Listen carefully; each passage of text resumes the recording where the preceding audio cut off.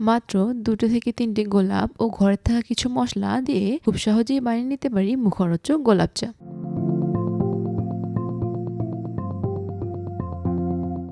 আমার এক ফ্রেন্ডকে আমি অনেকদিন আগে গোলাপ চা বানিয়ে দিয়েছিলাম।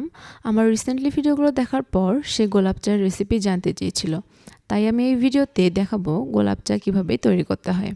এজন্য আমি গোলাপের পাপড়িগুলোকে ছিঁড়ে পরিষ্কার পানিতে খুব ভালোভাবে ধুয়ে নিয়েছি।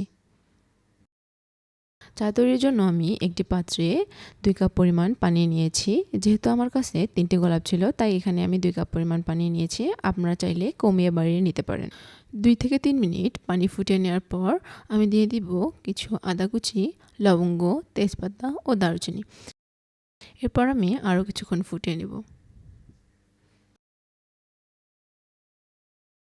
কিছুক্ষণ পর দিয়ে দিচ্ছি আগে থেকে ধুয়ে রাখা গোলাপের পাপড়িগুলো।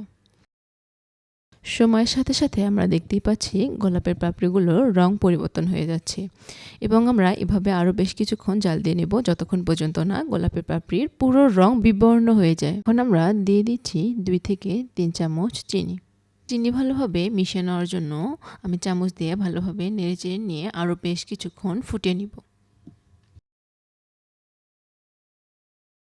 সবশেষে চুলো থেকে নামিয়ে একটি ছাঁকনির সাহায্যে এই চায়ের লিকারটাকে আমরা ছেঁকে নিব এবং এরপর আমরা দিয়ে দিব কিছুটা লেবুর রস। গোলাপের পাপড়ির মতো রং আনতে আমি এখানে ব্যবহার করেছি লেবুর রস। ভালোভাবে মিশিয়ে নিলেই তৈরি হয়ে যাবে আমাদের মজাদার গোলাপ চা। দেখতেই পাচ্ছেন লাল গোলাপের মতো তৈরি হয়ে গিয়েছে আমাদের এই চা।